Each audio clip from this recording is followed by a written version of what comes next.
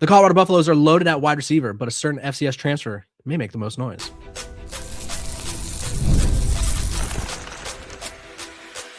You are Locked On Buffs, your daily podcast on the Colorado Buffaloes, part of the Locked On Podcast Network, your team every day.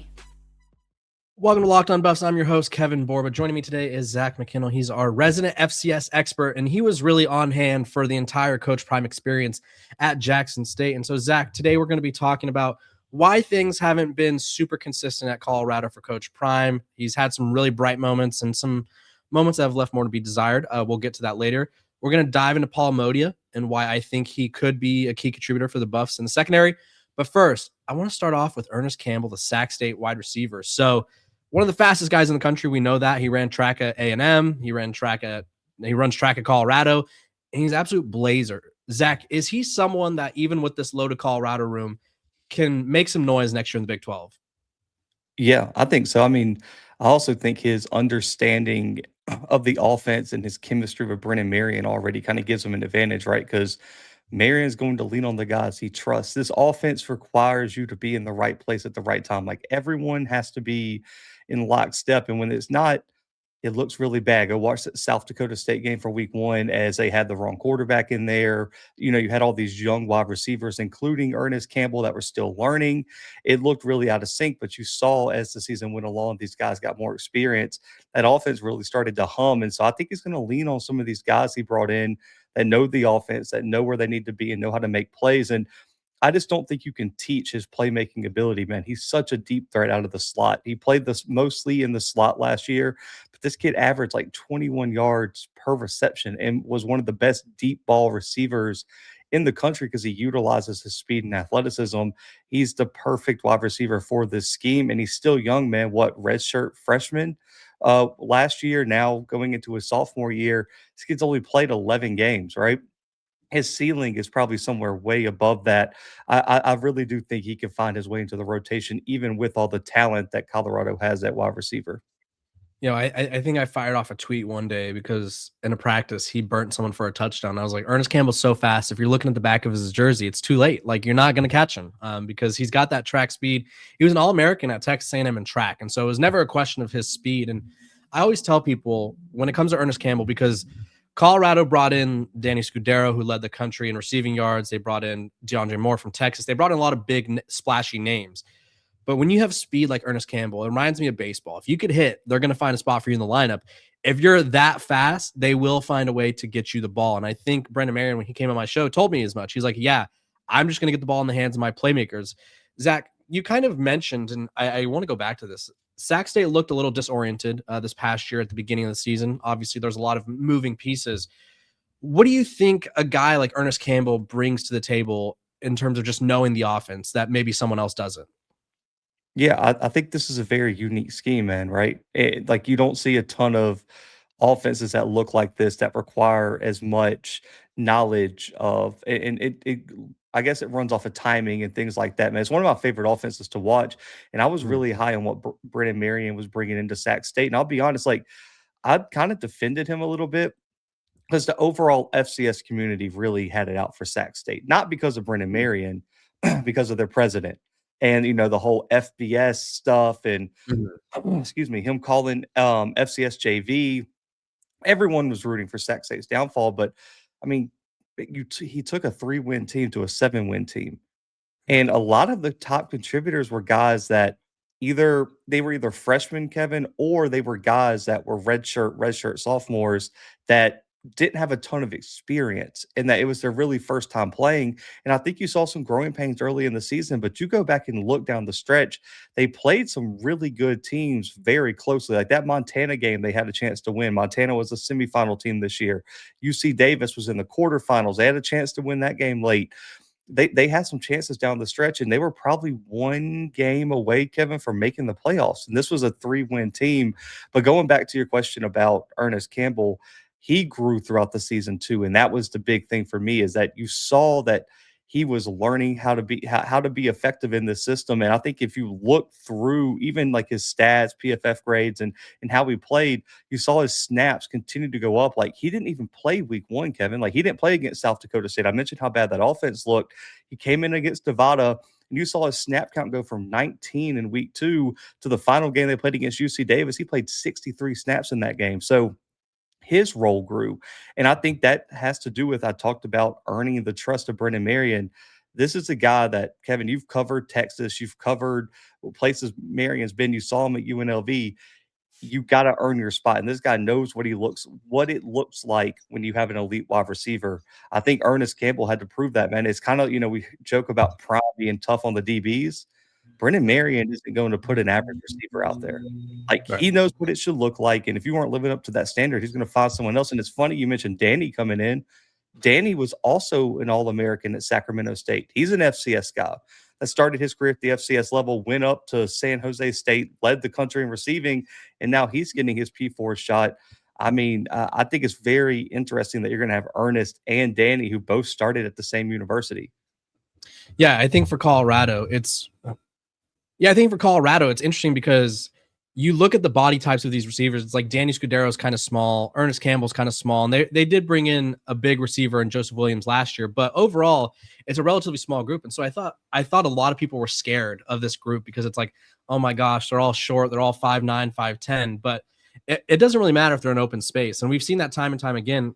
Brennan Marion's offenses get people in open space. Jordan Addison wasn't very big at Pitt, and he went on to win the Blitnikoff. Ricky White was a bigger receiver at UNLV, but still made a lot of noise. Jacob DeJesus, who found success at UNLV than Cal this past year, another big name. And so I'm excited to see what Ernest Campbell does. If I had one question about his ability to make an impact right away, it's just how does he maintain the coach's trust? And he's hasn't done anything to lose it. It's just with the wide receiver room this full, how does he maintain Brendan Marion's trust? Because I think there's going to be a lot of mouths to feed, and maybe you could attest to this too. At Sac State, they had a lot of talented players. I don't think they had like the season they were hoping, but how do you think Brendan Marion will balance getting a guy like Ernest Campbell some touches and then feeding another guy like Daniel Scudero? Like, how do you think he balances that to make sure everyone's getting the love they deserve?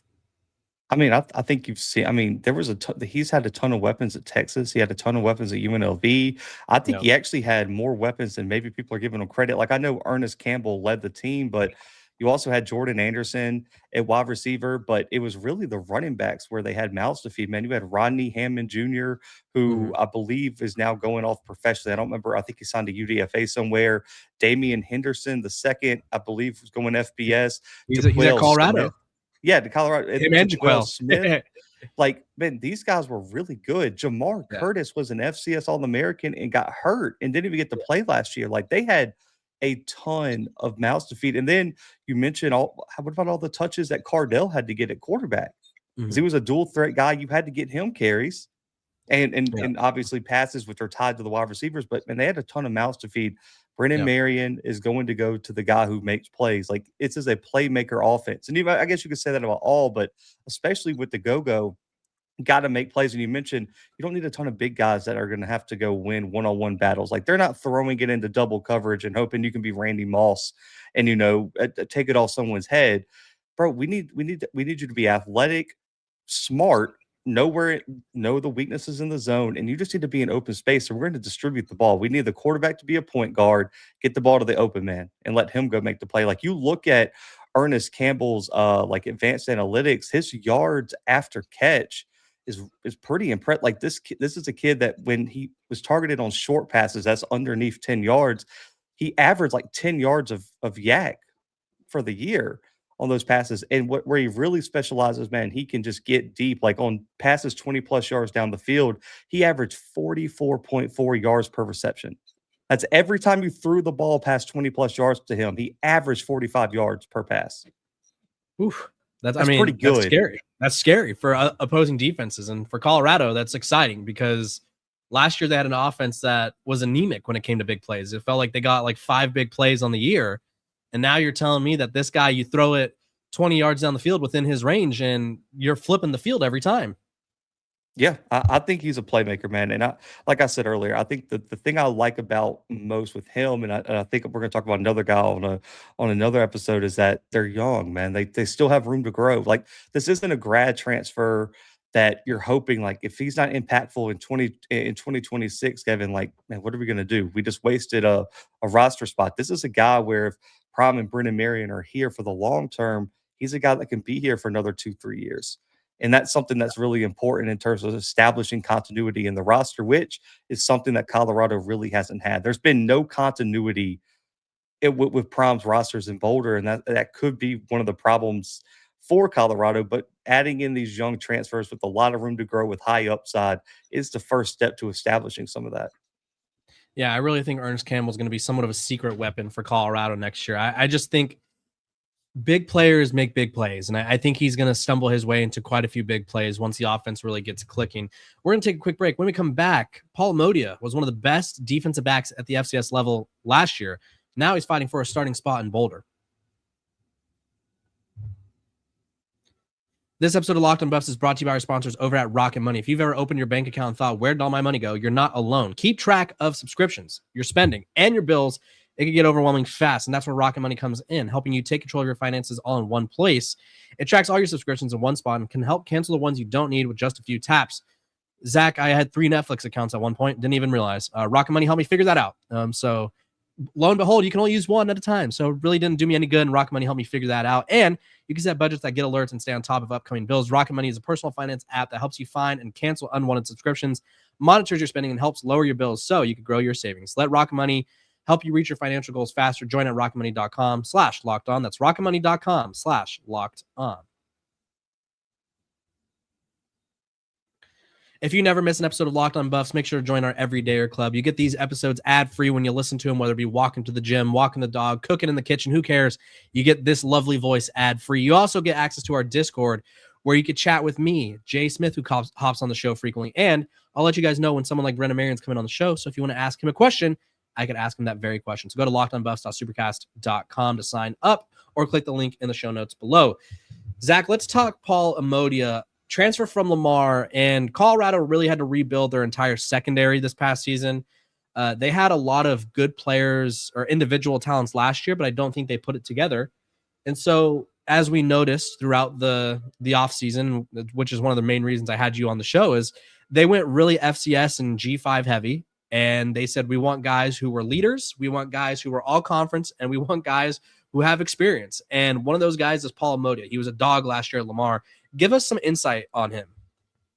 Yeah, I think I love that you mentioned kind of the strategy. I really feel like Kirk Signetti unlocked like this hidden strategy here where it's like, yeah, maybe it's better to add players who are actually proven good rather than a bunch of guys with no playing experience. And it's like almost kind of like that light bulb went off for a lot of college football, which is wild that it took this long to realize that adding good players is a good thing. But man, I really, really like Omodia. I still don't know where his ceiling is. I'll be honest with you, Kevin. Like I don't know if he's scratched it yet, or if he's at the potential. But he was kind of the first part of this like Lamar revitalization or rebuild, because Lamar was terrible, man. And they went and got Pete Razamondo.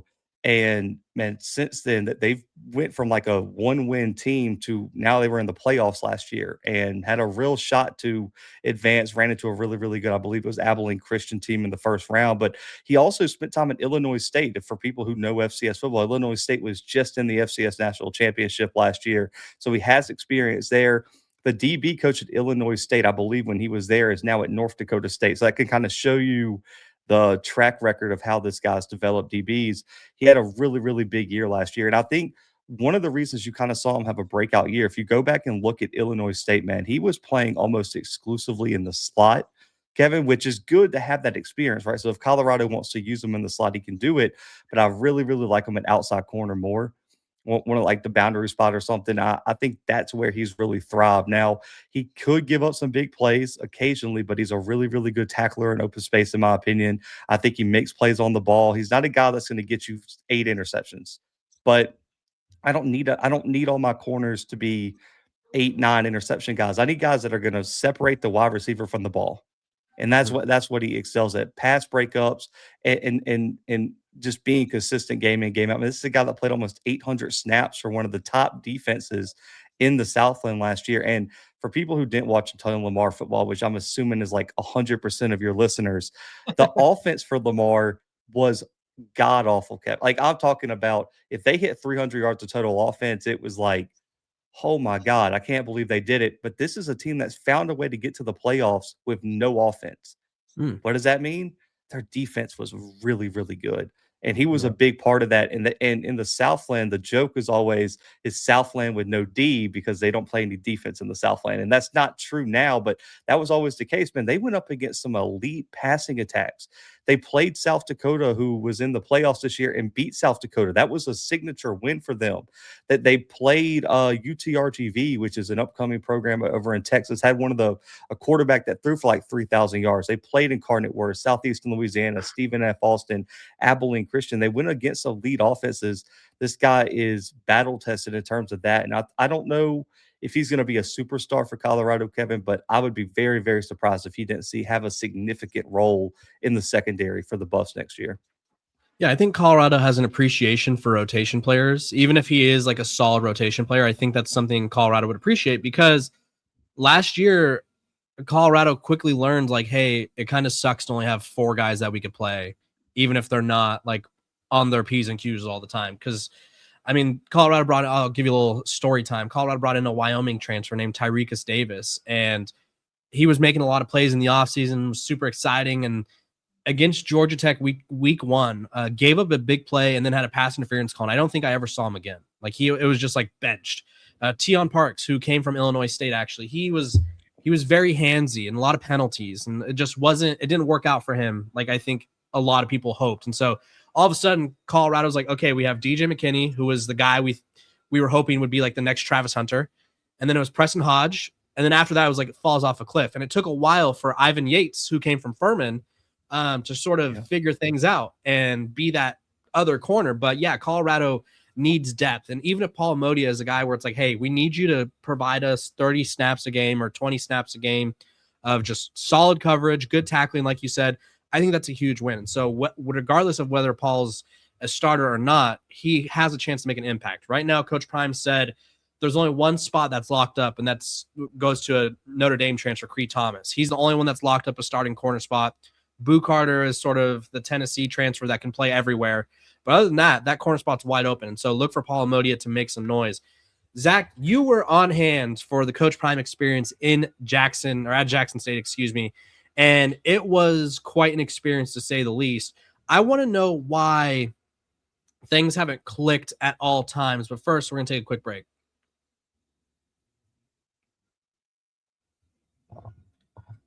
Welcome back to Locked on Buffs. We're free and available wherever you get your podcast. Make sure to like, subscribe, and follow. Joining me is Zach McKinnell. He's our FCS insider. Zach, I kind of hinted at it before the little break there. I mean, Coach Prime at Jackson was lightning in a bottle, found success right away. And I think he found the strategy of being Deion Sanders, which I don't really know if this is a strategy if you're just being yourself, but he was Deion Sanders. He attracted a lot of, I don't want to call them bounce backs because that's very much a phrase used in junior college football, but it's like he found a lot of P4 at the time, P5 guys who weren't getting a lot of playing time and turned them into stars at the FCS level. And at Colorado, it's been a mixture of results. And I think he is struggling to just flip rosters every year, whereas Jackson State, he found that success more frequently. Why do you think that is?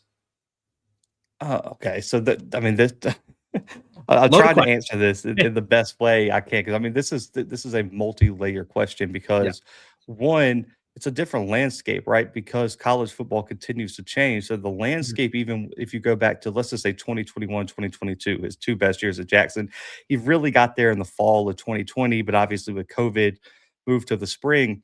Look at how different the landscape of college football is now, Evan. I mean, it's not the same. The same strategies aren't going to work. And I don't know if he's been able to evolve as quickly as he needs to. There's also the thing we have to address, and I don't want to talk too much about it because it's none of my business, but the health issues have to play a part, man. Like there's bigger things in football. And I don't say that saying that like Colorado doesn't deserve to be good or isn't going to be good. I'm just saying his health is more important than the results on the field to him and his family, and it should be. That has to weigh on somebody, man. Like It does. The stress, the not being around the facility and being there as much as he can, that's hard to do. And I sympathize with him, and I do hope he's okay. But outside of those two factors, one, it was way easier to recruit to the FCS level because you look at who he's going up against. Like it was way easier for him to go up against Connell Maynor, who I love at Alabama A&M, not there anymore, but come play for us. Like I'm Deion Sanders. He wasn't doing in-home visits. He wasn't hitting the recruiting trail super hard. It was just like, come play for Deion Sanders. That was the pitch. And it was easy to convince kids to come and do that. Kevin, no one's coming to play for Deion Sanders over Kirby Smart just because he's Deion Sanders. It's not the same play field because guess what? The players in the SWAC weren't getting paid for real. But guess what? These kids are going after the money as well. Like it's a different playing field at the P4 level. You're not just going to out recruit Kirby Smart and Kalen DeBoer and Ryan Day and Dan Lanning because you're Deion Sanders. Like these kids don't really care about that at the end of the day. And that's no disrespect to Prime and what he's building, but also too, and no one wants to mention this. No, I don't know if anyone, and even including myself, until I look back hindsight wise and I was having a conversation with someone about it. Does Shador get enough credit for helping Prime get this thing off the ground? Does Travis Hunter get enough credit for helping Prime get this thing off the ground? I think you talk about having that level of quarterback in a generational college football player like Travis Hunter. Kevin, I mean, how many games did those two guys just carry him to a win? And you look at his record without Shador as the starting quarterback. It's not very good. It's below 500. Yeah. No, I really do think no one talks about it. And I'm not saying Prime's a bad coach or nothing like that. I'm just saying what it shows is it's good to have an elite college football quarterback in college football, Kevin. Like it's just you cannot win with a bad like the days of, and no offense, the days of winning games with AJ McCarron at quarterback are probably over. And I know everyone likes to, crap on Carson Beck and Mendoza. Your team would die to have either one of those two guys as your starting quarterback. Like at the end of the day, whether they're elite NFL guys is regardless, because people get confused with this too, Kevin. Sorry, this is my rant on this. No, go for it. It's being a great college football quarterback is different than being an elite NFL prospect. No one is taking, let's just say Matthew Stafford over Tim Tebow if you get to draft a quarterback to start for your college football team. But if you're drafting an NFL team, give me Matt Stafford, Kevin. Like, no kidding. It's different. It's different levels. It's okay to be an average college player. And what people don't see is like how good Shador was at Colorado and at Jackson and all the crucial plays that he made to win some of these close games. And then you speak about, man, I look back to the NDSU game, week one, what was it, 2 years ago at Colorado. If you replace Shador and Travis, Colorado doesn't beat North Dakota State. That was the only two separating factors. Is NDSU had nobody that could cover Travis Hunter, and Shador threw for like 950 yards in that game. It felt like every single time I looked up, he was throwing it, 80 yards downfield. No one gave Shador enough credit while he was at Colorado, including myself. And I'll look back on it and I was like, man, he was way more valuable than I was thinking. And it's a factor of all those things. It's harder to recruit at Colorado. It's hard to win without an elite quarterback, and he hasn't had an elite quarterback since Shador has left. And it's hard to win without generational talent, and that's what Travis Hunter was. And all those plays he made that an average guy or even a great player, Kevin, how many plays did Travis make that a great college player couldn't make? Travis did something like once a week where I was like, oh, wow, that's the first time I'll see it. And I talk about this a lot of my show. He's the greatest athlete I've ever watched in my life. Like I've watched a lot of college football. I was asked the other day, like, make a list of like your Mount Rushmore players you've seen play in person. Yeah. I mean, it's like Derrick Henry, because when I saw Derrick Henry play, like, I mean, bro, I watched him I went and saw him play during his Heisman season. I will never see a defensive end play running back again. Like that's what it was. And then it's Travis Hunter. Like those are the two. Like, and really, it's not even fair to have a Mount Rushmore because it's those two. It's those two. I would put Joe Burrow on the list if you're asking me, because I did get to see Joe Burrow play, and like what a guy. But I mean, it's really those two, and like that's the level of talent that he was. Yeah, no, I totally agree. And I remember this was around the time that Travis's career was winding down at Colorado. I remember telling people he's a guy that you tell your kids about, which is like not like we throw a lot of phrases around these days where it's like, I love this guy, or this guy's a legend, or this guy's the GOAT. Like we throw phrases around that mean a lot of things that we kind of are degrading the meaning by using them so casually or cavalier. But Travis Hunter is genuinely someone you tell your kids about. You go, this guy played both ways and was legitimately the best player at both positions. And it was crazy. And you mentioned like having generational talent. And I talk about this all the time. The reason I think Coach Prime has struggled is I don't want to say he just had generational talent and that was it, because there was a lot of other pieces on that team, but that roster had some very talented players at the top. And it wasn't just like, oh, we have, I don't know, insert name. Like Fernando Mendoza was a really great player, but Indiana had a lot of pieces around him to make it go. Like Colorado had two great players. Like it's very rare for a team to have two of the top 5 players in the country on the same team, clicking at the same time and working together. And so, yeah, I think it's been difficult for him to find that success. And like you mentioned, the health thing was an issue. He wasn't able to, I think he was gone almost all of last offseason. He didn't get to evaluate any talent. This year, he evaluated every player on the roster according to him. And so I think there could be consistency in Colorado. I think he just has to, outside of stay healthy, which is the given and the one we hope happens the most. But I think he has to put in a lot of effort to build this roster up, right? I don't think it's just going to be easy. With Shedeur, it helped that it was his son. I think his son felt a little more incentivized to play for him. So you just got to find those guys and find a method. And I don't know if he's found that method yet. I think this year's roster strategy could be that method, kind of where it's like, hey, we want G5 FCS guys who were overlooked but productive and captains and leaders. And I think that could work out. So I think there's a possible method in the works, but it'll be interesting to see. Zach, what do you think? How do you think he finds that method before we go? Man, I can't sit here and act like I'm a Colorado expert. I haven't paid that much attention Right. since leaving, but like I don't know, man. I really do think it starts with, and I had this take when he was at Jackson to the, it wasn't a popular take at the time, but now that he's kind of rubbed the people in that space the wrong way. Now they kind of see my point on it, is that like the I don't think the blueprint is broken. Like, yes, you probably need a little bit more roster continuity, like I mentioned earlier, but the real issue for the staff has been like, who have they really developed? Right. Yeah. Like, I think they have an eye for elite talent, right? Like that they can get, but you look at some guys that have left and been better elsewhere, like a Colton Hood.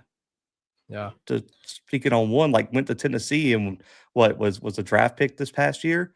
But like who has he brought in as a freshman and developed into an elite player? Like I'm not giving him like Travis Hunter could have went and played for Akron and been a first round draft pick. Like it didn't matter where Travis was going to go.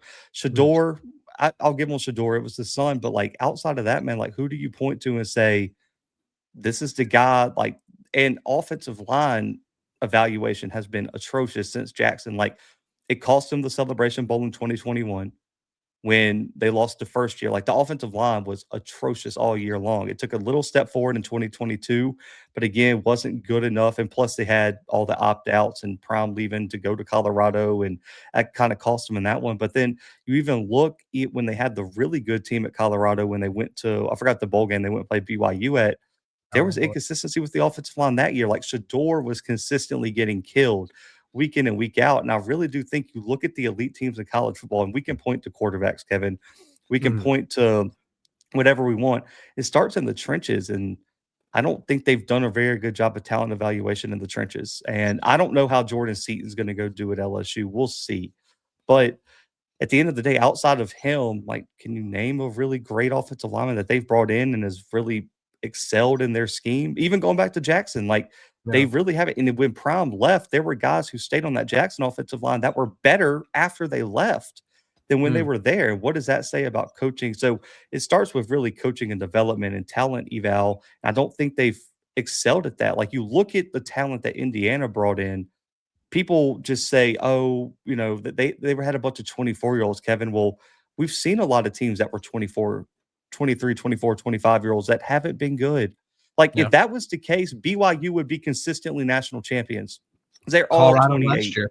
They had I think they lost like 35 seniors heading into this 2026 season. And it's like, thank God they left was what most of people were saying.